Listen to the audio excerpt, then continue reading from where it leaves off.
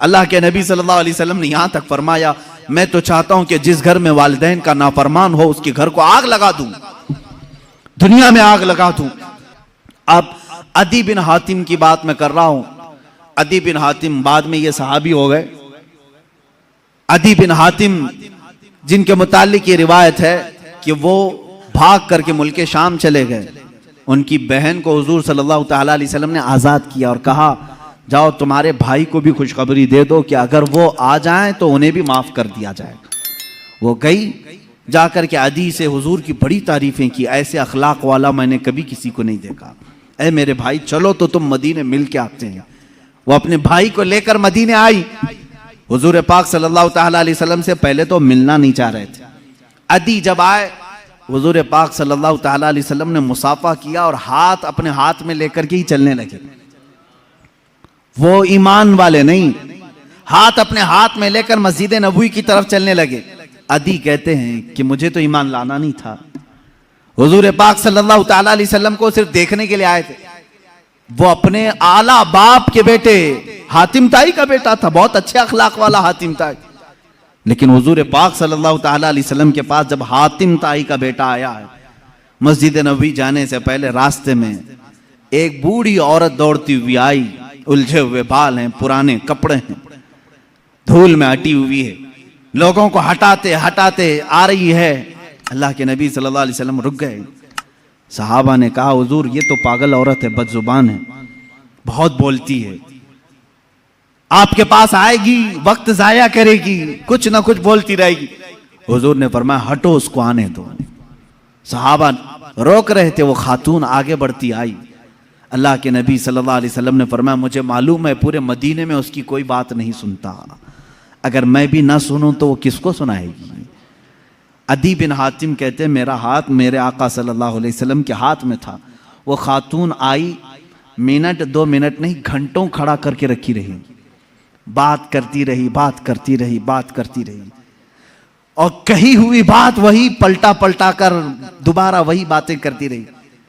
अदी बिन हातिम कहते हैं, मैं हुजूर को देख रहा था, उस औरत की बात को ऐसे सुन रहे हैं जैसे किसी बड़े दानिशमंद की बात सुन रहे हो। बार बार उसे सर हिला करके कहते हैं, हाँ अच्छा ऐसी बात है, अच्छा ऐसी बात है।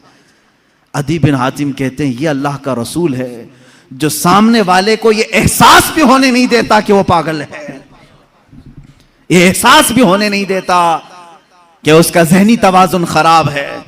वो औरत फख्र से कहती थी कि तुम लोग मुझे पागल कहते हो, दुनिया का सबसे आला इंसान मेरी बात सुनता है, सबसे आला इंसान मेरी बात सुनता है।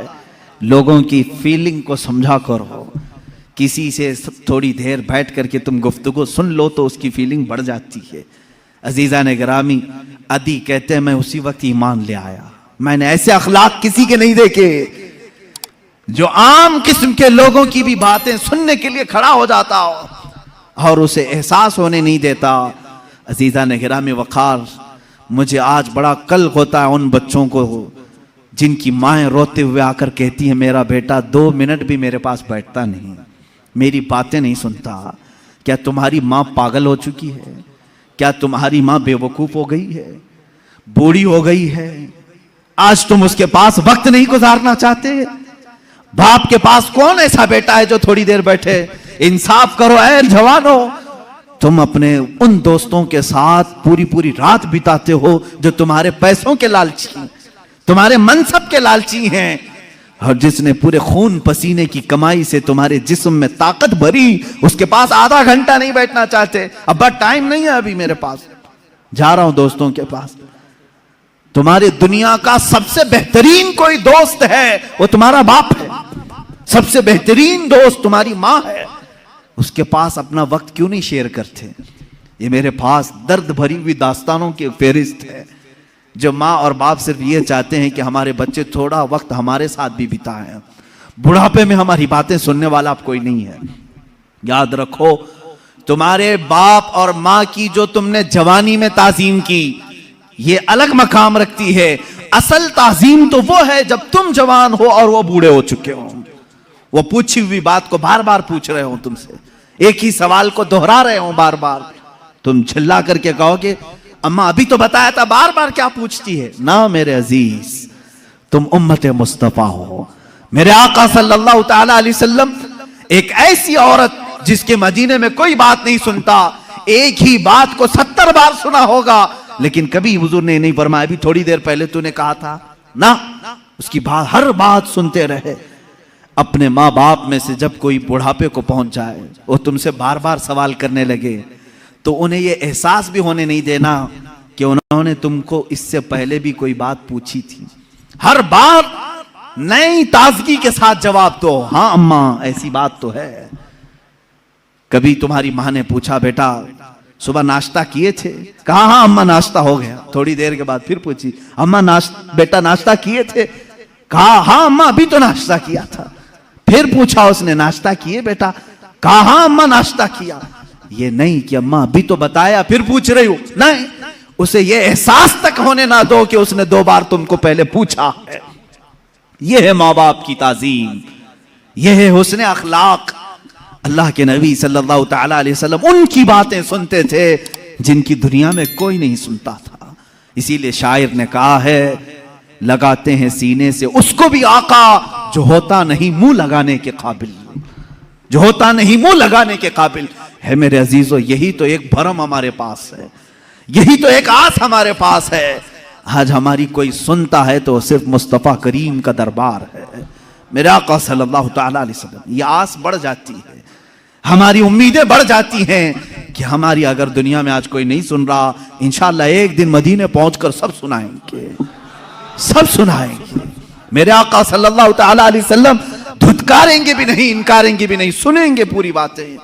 यहां तक कि अल्लाह के नबी सल्लल्लाहु ताला अलैहि वसल्लम के पास लोग आते अपनी दर्द की दास्तानें सुनाने के लिए। कभी आपने महसूस किया कि मेरी जिंदगी ऐसी तो बन जाए, कोई मेरे पास आकर के अपने गम को सुना ले? मैं अपनी तारीफ नहीं करता, कभी कभार मेरे पास ऐसा होता है, लिखने में बैठा हूं, पढ़ने में मसरूफ हूं, कोई दर्द के मारे हुए लोग या कोई खातून, औरतें जब बात करती हैं तो बहुत ज्यादा बात करती हैं, होता है कि डांट दिया जाए, रख दिया जाए, लेकिन अखलाक मुस्तफ़ा ये होते हैं, हम ये सोच लेते हैं कि शायद थोड़ी देर बात करने से इसकी दिल की भड़ास निकल जाए, इसका दिल हल्का हो जाए। अगर अल्लाह ने मुझे जरिया बना लिया तो ये भी उसका इनाम है। बनो इस तरह से कि तुम्हें कोई अपना दर्द सुना सके, तुम्हारे कंधे पर सर रख करके रोकर अपना हल्कान कर सके, 2 आंसू तुम्हारे सामने बहा ले तो उसे हल्का लगने लगे। ये नहीं कि तुम हर एक से जी छुड़ाते हुए, जान छुड़ाते हुए भागते रहो। कितनी माएं आज तुम्हारे इंतजार में, उन जवानों की। मैंने शायद इसे कबल भी कहा हो अपनी तकरीरों में, फिर मैं आज दोहराता हूं। एक नौजवान है, आज भी मैं बच्चों से कहता हूं, वक्त को गनीमत जानो मेरे अजीज बच्चों। जो अल्लाह ने तुम्हें माँ बाप की दौलत से नवाजा है, ये दोबारा नहीं मिलते। एक बार इनका जनाजा निकल जाता है तो दुनिया में अंधेरा छा जाता है, फिर दोबारा बाप की जैसी कोई छत भी नहीं मिलती और माँ के जैसा कोई साया भी नहीं मिलता। ये याद रखना हमेशा। एक नौजवान को मैंने देखा था, वो बड़ा अय्याश तबीयत का था, माँ बेवा है, बहुत पहले ही शौहर का इंतकाल हो गया था, बच्चा सिर्फ 4 साल का था या छोटा सा था। जब से वो घरों के काम कर करके अपने बच्चे को पालती थी, जवान हुआ तो औबाशों की सोहबत में लग गया, बदमाशों की सोहबत में आ गया। माँ को अब इससे बड़ा धचका और क्या लगे। एक दिन आई थी मेरे पास रोते हुए, कहा गजब हो गया, जिंदगी ने पहले ही मेरे से शौहर की जुदाई, और मैंने ऐसे अय्याम काटे कि लोगों के जूठे बर्तन धोए, इस उम्मीद पर कि एक बेटा है जवानी में, ये जब पहुंचेगा तो मेरे बुढ़ापे का सहारा होगा। लेकिन मुफ्ती साहब ऐसा हो गया कि मेरा बेटा बदमाशों की सोहबत में चला गया, अब मेरा वो आखिरी सहारा भी खत्म है, मैं किसके पास जाऊं। वो गम के मारे इतना रोई थी। मैं जब भी आज याद करता हूं उस खातून को तो मुझे तन्हाई में रोना आता है। मैं जितनी कोशिश हो सकी, मैं कोई बहुत बड़ा मुअस्सिर आदमी नहीं हूं, एक छोटा तालिब इल्म, सोचा कि उस नौजवान बच्चे को बुलाऊं, उसके साथ मैंने थोड़ा वक्त गुजारा, उसे समझाया तेरी माँ की कदर और कीमत क्या है। वो एक बेवा है, एक बेवा है, वो 4 औरतों के साथ बैठने में शर्म करती है, क्या तू अपनी माँ के साथ वक्त नहीं बिताता? दुनिया में तेरे दोस्त होंगे, तुझे दोस्त छोड़ करके जाएं तो तुझे कितनी तकलीफ होती है। तू सोच अपनी माँ को, उसके तो कोई दोस्त नहीं और उसका बेटा भी उसको रात अकेला छोड़कर जाता है। वो रोया मेरे पास, कहा कि हजरत मैं वादा करता हूं अपनी माँ के लिए मैं काम करूंगा। मैंने समझाया, दूसरे दिन कहा मैं नौकरी के लिए तलाश में चलता हूं। मुझे वो बात आज भी याद है, तकरीबन 6-7 साल हो गए होंगे। वो नौजवान है अभी भी, वो सुनता भी होगा। उसने कहा अम्मा से मैं कहता हूं मैं नौकरी करता हूं। माँ उस दिन बड़ी खुश हुई, कहा हजरत आपने मेरे बच्चे को सीधे रास्ते पर लाने में बड़ी मेरी मदद की है। बस जिंदगी की एक ही ख्वाहिश रह गई है कि मैं अपने बेटे की कमाई खा लूं। मेरा बेटा कमा करके लाया हो, मैं वो खा लूं। जिंदगी पर लोगों के जूठे बर्तन धो धो करके बच्चे को पाला है, एक बार मेरा बेटा खिलाए मुझे। वो इस आस में रही। वो बेंगलुरु या कहीं किसी इलाके में नौकरी पर गया, महीना गुजरा था, तनख्वाह आई उसकी। उसने कहा तनख्वाह संभाल कर, पहली तनख्वाह मैं अपनी माँ को लेके जाता हूँ। वो पूरा अपनी तनख्वाह, अपनी सैलरी लेकर के गांव पहुंचा था। उसे पता ही नहीं था उसके घर के पास भीड़ जमा हुई थी। जब उसने देखा तो लोगों ने कहा कि तेरी माँ का रात में इंतकाल हो चुका। उसने वो पैसों का लिफाफा अपनी माँ के कदमों में रखा। आज तक जब कभी वो मिलता है तो फूट कर रोता है, कहता है मेरी माँ इसी आस में दुनिया से चली गई कि बेटे की एक कमाई खा लूं। लेकिन मुझसे ज्यादा बदनसीब कौन है इस दुनिया में, जो माँ के कमाए हुए जूठे बर्तन को धोए हुए कमाई तो खा लिया, अपने हाथों का एक लुकमा में अपनी बेवा माँ को खिला नहीं सका। ऐ नौजवानों, क्या इसी का नाम जिंदगी है? क्या इसी का नाम ईमान है? तुम्हारे अखलाक तो वो होने चाहिए कि तुम बाहर जाओ तो तुम्हारे माँ बाप तुम्हारे अखलाक पर फख्र करें। तुम्हारी एक एक कमाई के लिए वो आज भी इंतजार में है। एक बात याद रखना, माँ बाप लालची नहीं है तुम्हारे, लेकिन सिर्फ उनकी ख्वाहिश ये होती है कि बेटा अपने पैरों पर खड़ा हो जाए। जब मुर्गी अपने चूजों को खुद खाते हुए देखती है तो खुश हो जाती है। पहले चोंच से दाने तोड़ तोड़ के खिलाती रहती है, लेकिन जब बच्चे खाने के लायक हो जाते हैं तो खुश होती है।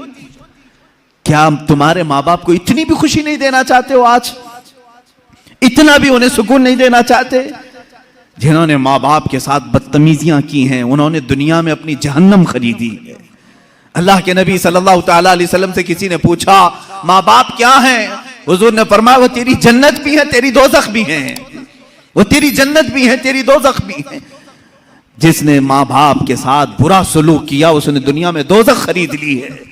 अल्लाह के नबी सल्लल्लाहु अलैहि वसल्लम ने यहां तक फरमाया, मैं तो चाहता हूं कि जिस घर में वालिदैन का नाफरमान हो उसके घर को आग लगा दूं, दुनिया में आग लगा दूं। यह बात यहां से निकली थी कि तुम उम्मत मुस्तफा हो। मेरे अखलाक, मेरे आका के अखलाक तो ये थे। आम खातून जो दुनिया की है, मदीने की गलियों में बूढ़ी औरत है, फटे कपड़े हैं, उलझे बाल हैं, उसकी बात सुनने के लिए पूरे कायनात का आका खड़ा हो सकता है। तो है मेरे अजीज, तुम अपनी माँ के लिए थोड़ा सा वक्त नहीं निकाल सकते? अपनी माओं के पास वक्त गुजारो। मैं समझता हूं दुनिया का अजीम वक्त है, दुनिया का अजीम वक्त है। मैं भी आज अपनी डायरी में मैंने लिखा है, मैंने बहुत सारी जगहों पर तालीम हासिल की है, मदरसों में पढ़ा हूं, हिफ्ज़ कुरान हुआ है, आलिम पढ़े हैं या मुफ्ती कोर्स किए हैं, जहां जहां वक्त गुजारे हैं।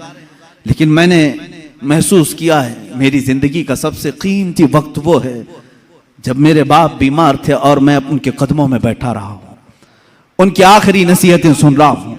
उससे बेहतर वक्त हमारी जिंदगी में नहीं आया। एक मेरे उस्ताद गिरामी, मुर्शिद गिरामी के पास गुजारा हुआ वक्त, वो मेरी जिंदगी का लुब्बे लुबाब है, हासिल कलाम है। मैं समझता हूं मेरी नजात का कोई जरिया है तो यही दो वक्त है। बाकी तो मैंने भी दुनिया में कोई अच्छा काम नहीं किया। लेकिन मेरे अजीजों, याद रखो, तुम्हारे पास, तुम्हारे वालिदैन के पास गुजारा हुआ थोड़ा वक्त तो होनी चाहिए। खुश करो उन औलाद, उन वालिदैन को। और ये भी याद रखना, आज वो तुम्हारे वालिदैन हैं, कल तुम किसी और के वालिदैन बनने वाले हो। कल तुम भी बाप बनोगे, तुम्हारे सामने भी तुम्हारे बच्चे आएंगे और तुम उस वक्त दर्द की सिसकियां लेते रहोगे। सोचोगे मेरा बेटा जवाब दे रहा है, कितना बुरा लग रहा है।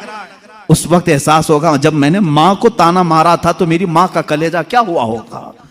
आज मेरा बेटा मुझे उल्टा जवाब देता है तो मैं टूट जाता हूं। मैंने तो बाप को इससे भी सख्त जुमले कहे थे, मेरा बाप कितना टूटा होगा। उस दिन तुम्हें एहसास होगा, उस दिन तुम्हें ख्याल आएगा। इसलिए अपने इन अखलाक आली को आज अपनी जिंदगी में ले आओ।